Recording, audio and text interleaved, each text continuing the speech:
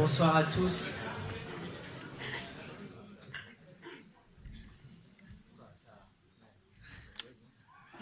Ça doit être bon. On a notre spécialiste en audiovisuel au premier rang qui me dit que ça doit être bon. Donc on va pouvoir démarrer. Je vais commencer par vous saluer tous et vous remercier d'être présents. Monsieur le maire honoraire, cher Guy, monsieur le vice-président du département, cher Bernard. Je suis peut-être un peu dans le désordre, mais c'est du fond du cœur. Merci d'être présents. Mesdames, messieurs les élus, mesdames, messieurs les représentants du monde économique, mesdames et messieurs les responsables associatifs, mesdames, messieurs. C'est toujours un très grand plaisir de vous voir occuper la totalité ou la presque totalité des sièges dans cette salle de l'avant-scène au triptyque à l'occasion des vœux. Votre présence nombreuse atteste de la vigueur et du dynamisme de notre commune, que ce soit dans le domaine économique, dans celui de la vie associative ou dans les nombreux partenariats que nous nouons régulièrement pour mener à bien l'ensemble de nos projets. Évidemment, cette année, la cérémonie des vœux s'inscrit dans un contexte particulier.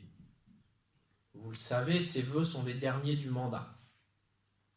On m'a dit qu'en conséquence, ce discours était très important. Autant que celui des premiers vœux en janvier 2015. L'exercice est normalement convenu pour des vœux. On décrit le contexte, on rappelle les faits marquants de l'année et on se projette dans l'avenir. Et pourtant, ce soir, il faut faire un peu différemment.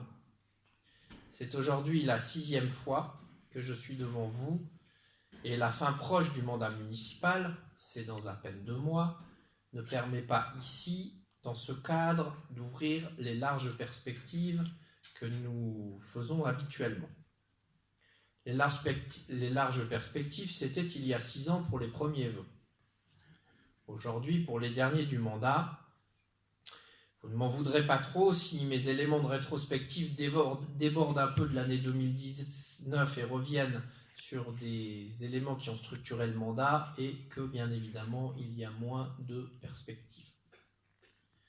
Début 2015, lorsque je me suis exprimé devant vous pour mes premiers vœux en tant que maire, nous venions collectivement, nationalement, de subir les attentats de Charlie Hebdo et de l'Hypercacher à Paris.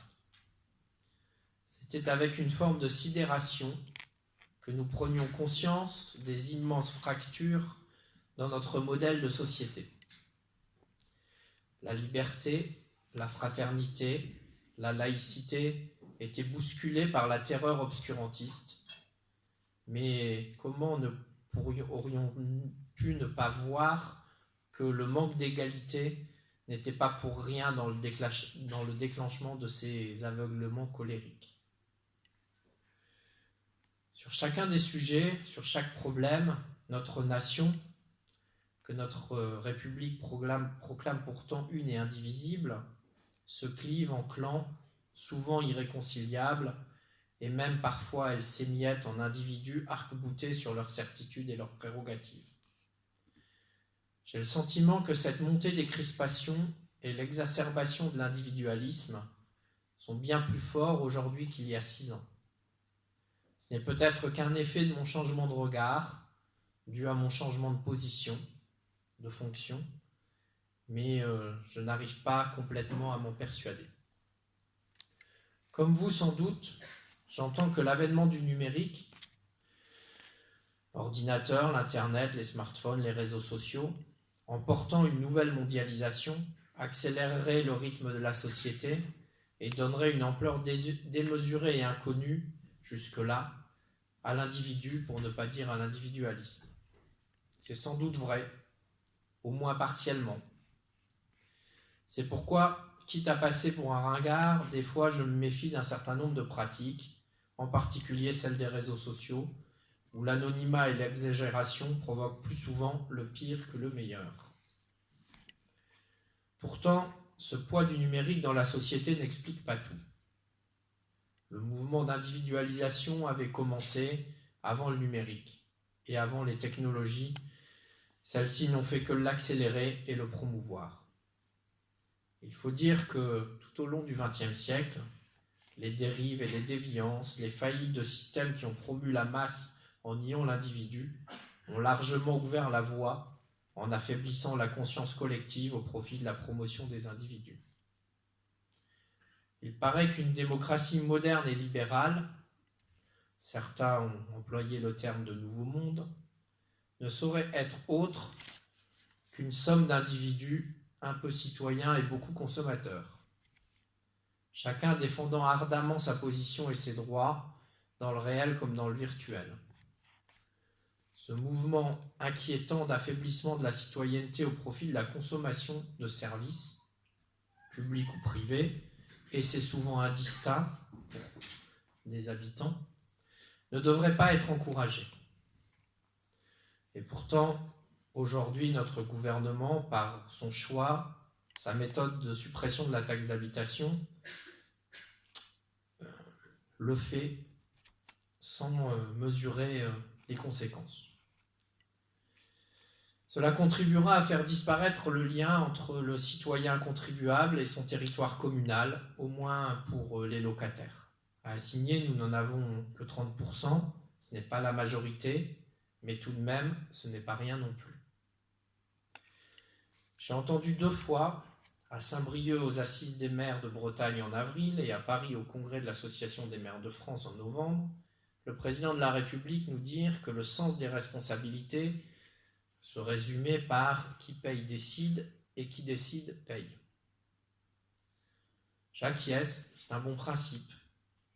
Malheureusement, aujourd'hui, dans la réforme de la fiscalité locale, ce n'est pas tout à fait ce qui est appliqué, puisque le lien économique entre une partie des habitants, ceux qui sont locataires, et leur commune va être perdu.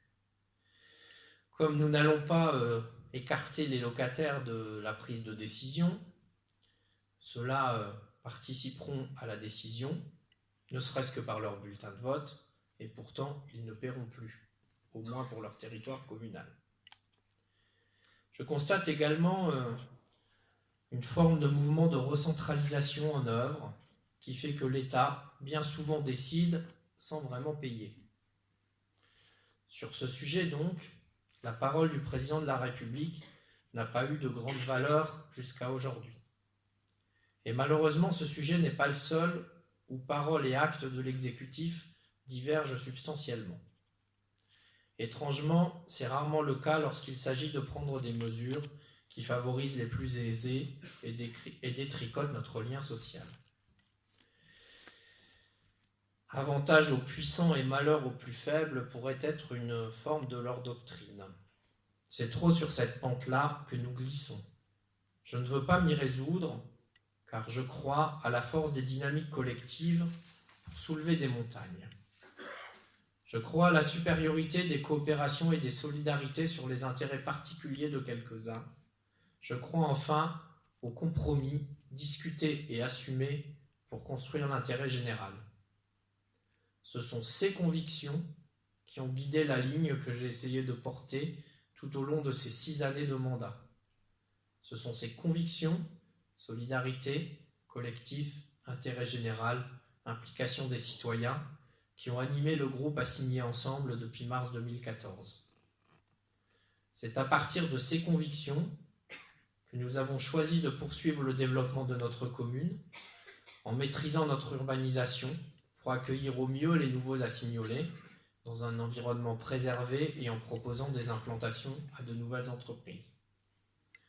C'est à partir de ces convictions que nous avons formalisé le cadre de notre vie associative pour faire perdurer son dynamisme et prospérer les multiples actions et activités des associations.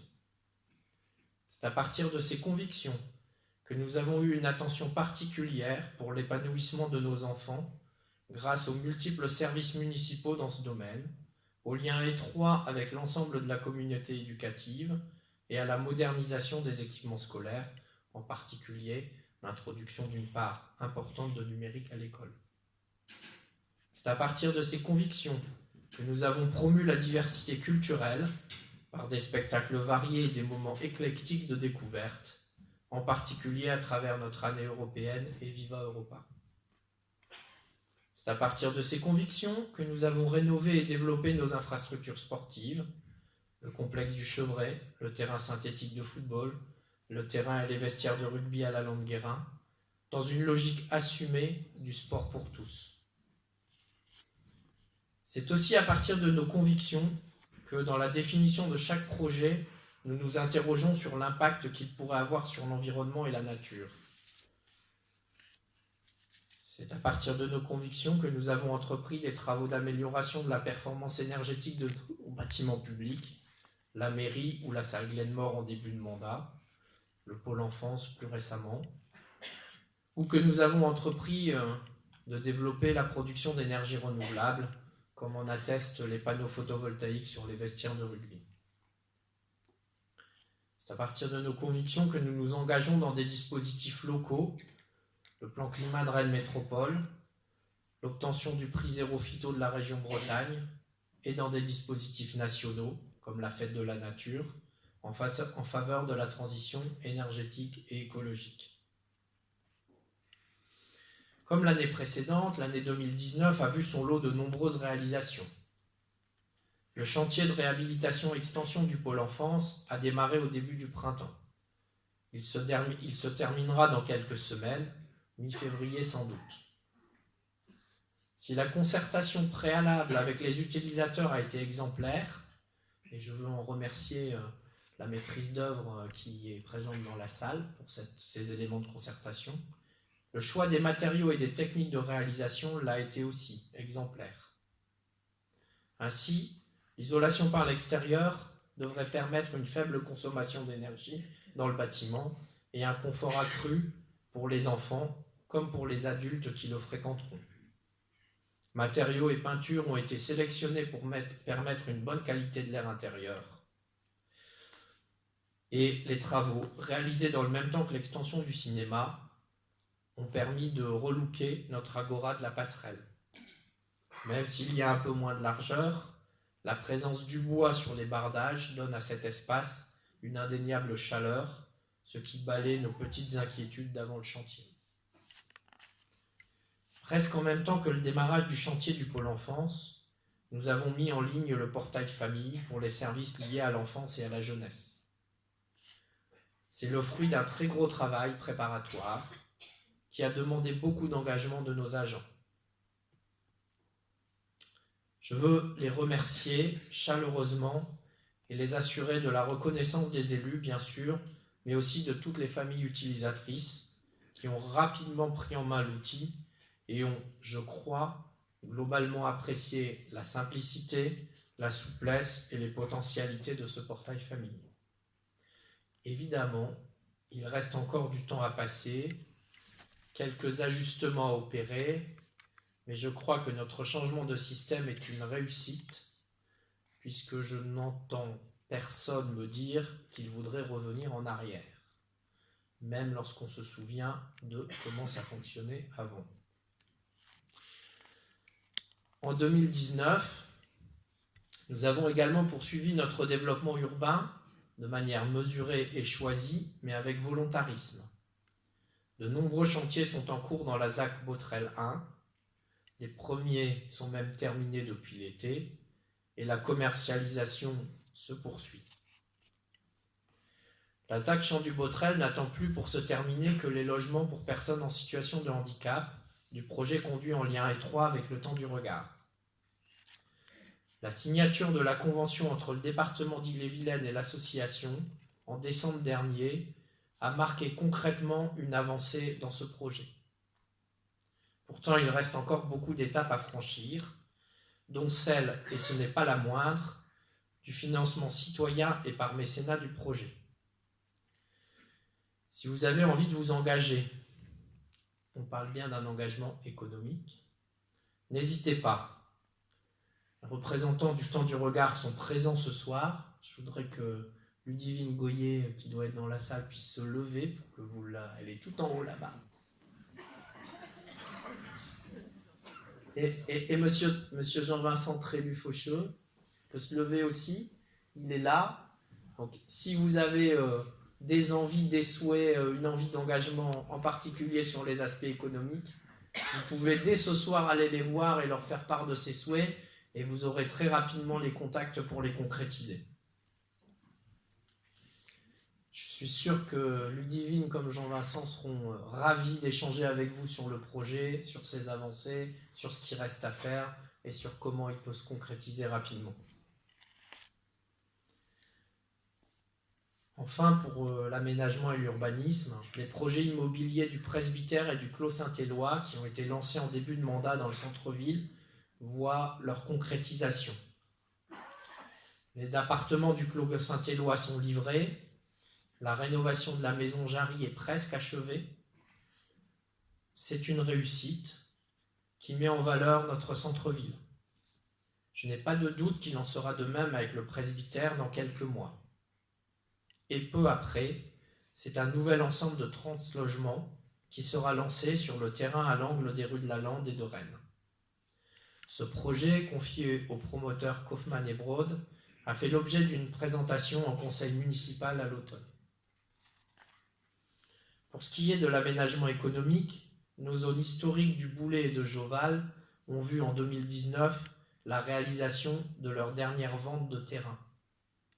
Mais parce qu'il est important pour nous de pouvoir continuer à proposer des possibilités d'implantation à de nouvelles entreprises, nous avons, en lien étroit avec Rennes Métropole, dont c'est désormais la responsabilité, lancé à la rentrée 2019 l'aménagement de l'extension de la zone d'activité de Joval.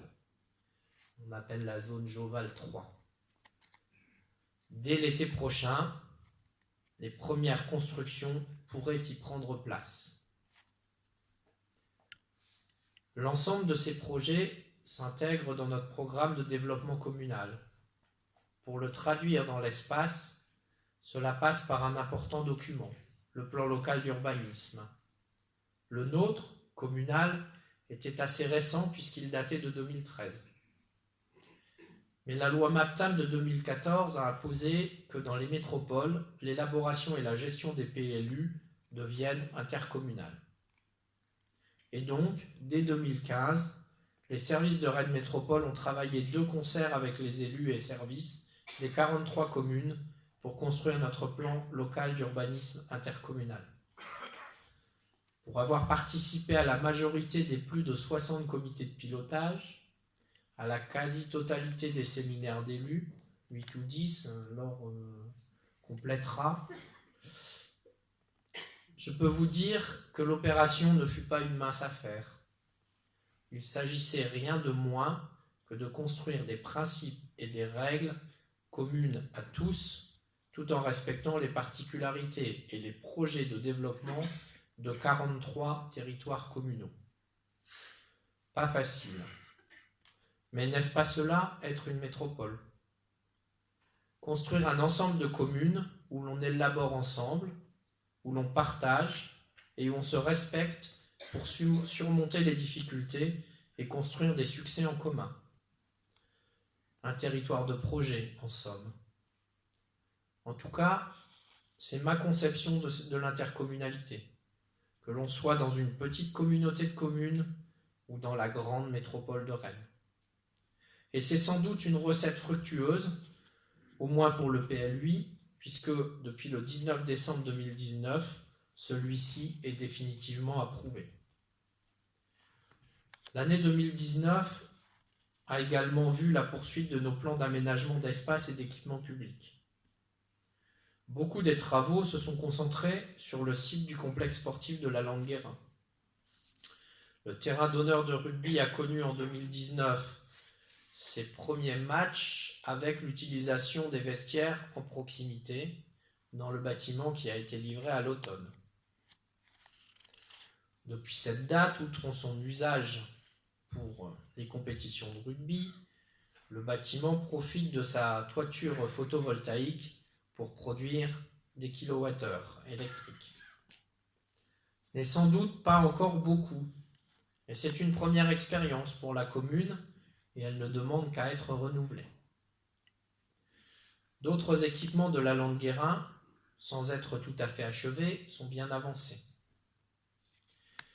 La surface de jeu en résine du terrain multisport sera réalisée au printemps, lorsque plusieurs jours sans pluie s'annonceront, si ça arrive.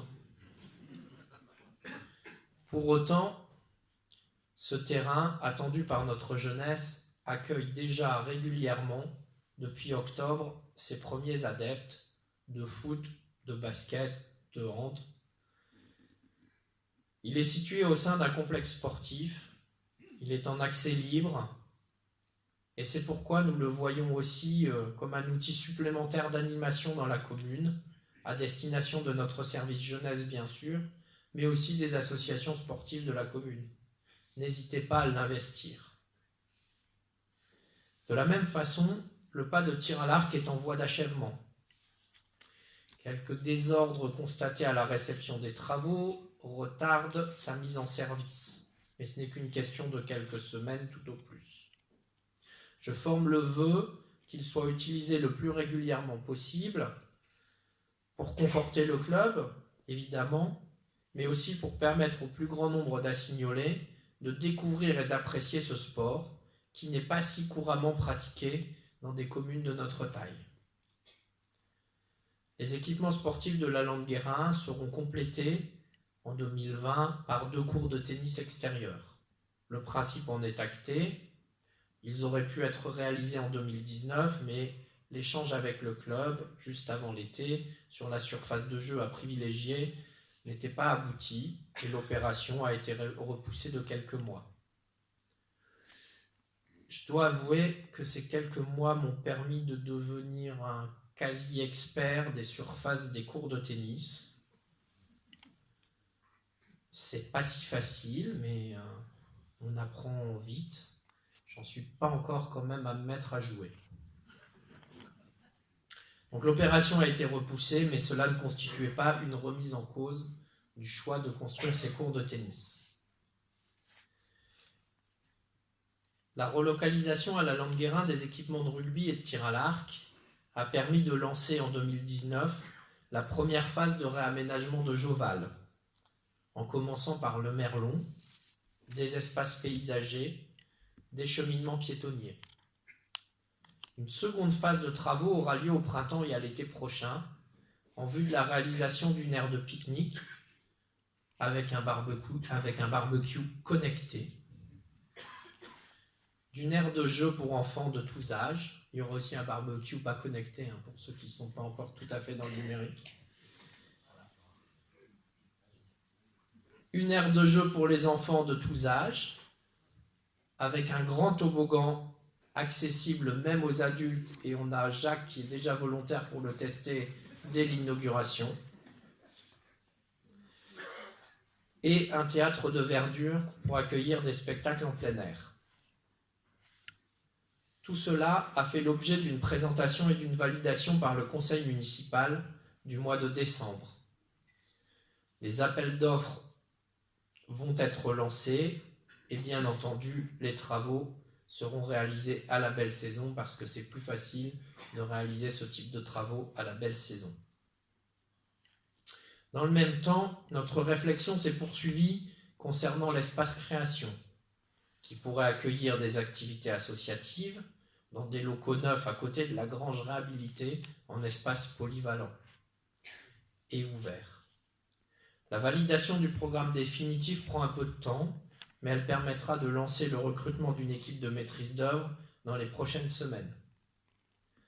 Enfin, dans un troisième temps, la salle famille, dont la place est réservée dans le plan d'ensemble, viendra compléter cet équipement, et l'équipement de cet espace à vocation culturelle, familiale et de loisirs, dans un cadre naturel de grande valeur. Ce lieu situé sur le chemin périphérique de notre bourg présente en plus l'avantage d'être en proximité de nos nouveaux quartiers en cours d'urbanisation. Il peut être une forme de lien entre les nouveaux assignolés et les habitants plus anciens de notre ville.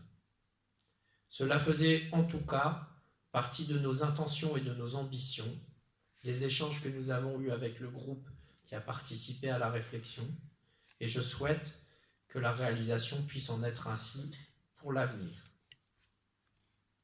Enfin, l'an dernier, j'évoquais dans mon discours des vœux plusieurs études. L'évolution du restaurant d'enfants municipal, le site de Joval et les équipements sportifs. Cette dernière étude a fait l'objet d'une présentation aux associations au mois de juin. Elle a permis de valider la réalisation du terrain multisport et des cours de tennis à la Longueguérin, comme j'ai pu l'évoquer, et elle a pointé aussi une forme d'insuffisance d'équipement pour des pratiques corporelles, toutes les formes, la danse, les gymnastiques, le yoga et d'autres pratiques corporelles. C'est pourquoi, depuis l'été, élus et services de la ville ont visité des salles de gymnastique, rencontré les associations de la commune proposant ce type d'activité. C'est une première étape qui logiquement devrait aboutir, en adéquation avec notre étude, à la réalisation d'un nouvel équipement sur une partie du terrain stabilisé du Chevré qui est aujourd'hui désaffecté de son usage précédent.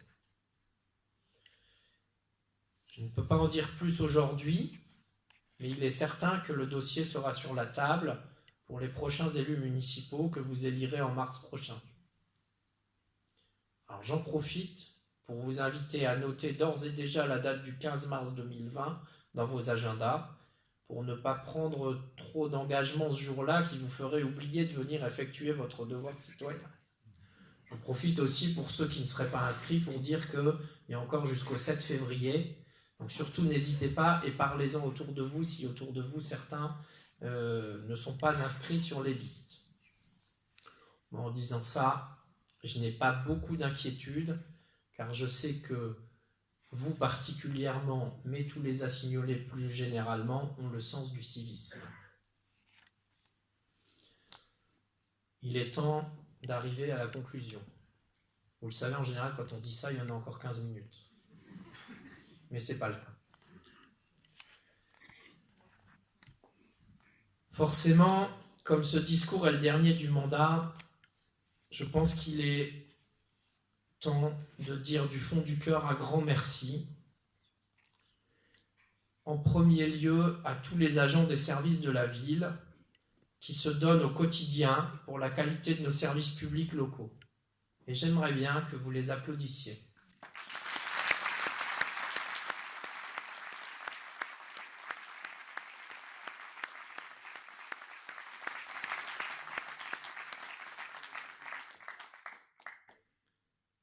En second lieu, un grand merci à tous les élus municipaux et tous les anciens élus municipaux, qu'ils aient fait partie d'une majorité ou pas, parce que sans votre engagement, Assigné ne serait pas la commune qu'elle est aujourd'hui. Et évidemment, un merci tout particulier au groupe Assigné Ensemble, élu en 2014, pour tout ce que nous avons partagé et pour tout ce que nous partagerons encore jusqu'en mars. En troisième lieu, un grand merci à vous tous, entrepreneurs, commerçants, responsables associatifs et citoyens. C'est vous qui faites la vie et le dynamisme de notre ville. En un mot, c'est vous qui faites Assigné. Alors, je nous souhaite à tous, pour 2020, de poursuivre notre chemin pour un monde meilleur, plus solidaire et plus durable. Et je vous souhaite à tous, pour toute l'année, santé, réussite, joie et bonheur. Meilleurs vœux à tous. Merci de votre présence et merci de votre attention.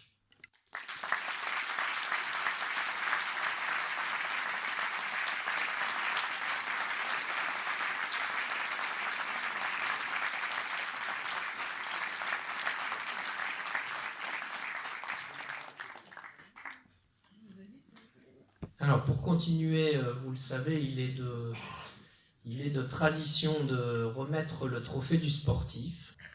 D'habitude c'est l'adjoint sport qui le fait, mais il m'a indiqué qu'il aurait sans doute du retard et qu'il n'arriverait pas à temps. Mais pour ne pas trop faire attendre tout le monde, je vais me prêter à l'exercice. Ça tombe bien parce que je sais qui est lauréat. Et les lauréats sont des lauréates.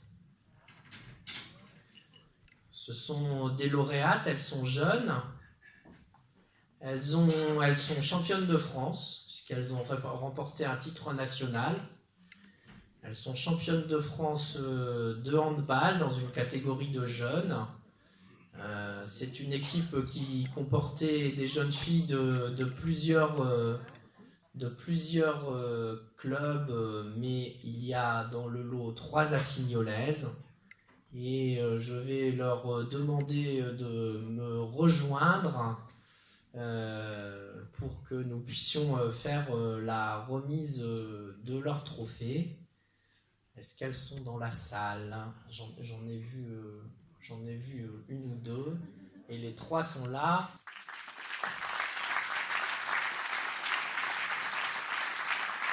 Et je vais demander à Gilbert, qui est le représentant du club de hand à signer, de venir aussi nous les présenter, ces 3 jeunes filles, et nous raconter leurs exploits. Alors, je dois vous dire, elles ont remporté la finale, c'était à Dijon ou à côté de Dijon, j'ai pas la ville exactement, mais je les ai vues jouer au moment du 8e de finale, qu'elles avaient remporté brillamment contre Ponto Combo, je crois. C'était au mois de mai, et puis l'aventure s'est poursuivie un petit peu après. Alors vous avez à l'écran la photo, elles sont les 3 en haut à droite, là, en photo, toutes les 3. Et la photo est la photo de toute l'équipe qui s'est imposée à Dijon. Gilbert, tu nous fais un petit mot, et puis les filles, si vous voulez aussi dire un petit mot, la place est à vous après. Vous ne l'aviez pas prévu. Vous osez, les filles, vous avez préparé quelque chose.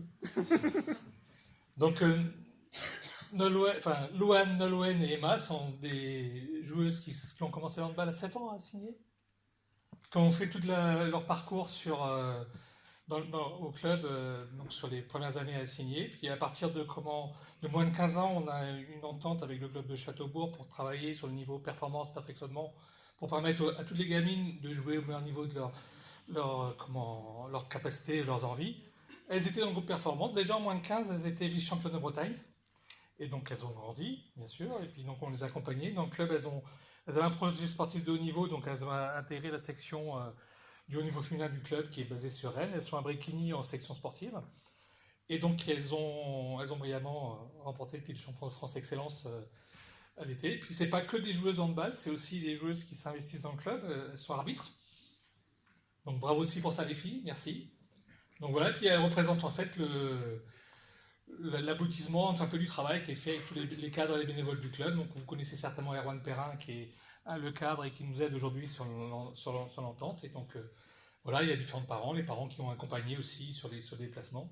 Donc voilà, c'est sympa pour le club d'avoir eu des gamines grandir et d'arriver jusqu'au moins 18. Donc elles ne s'arrêtent pas là, elles espèrent qu'elles ont un projet sportif, qu'elles intégreront un jour notre équipe de haut niveau, donc National 2 l'année prochaine certainement pour certaines, et puis D2 pour plus. Donc bravo les filles.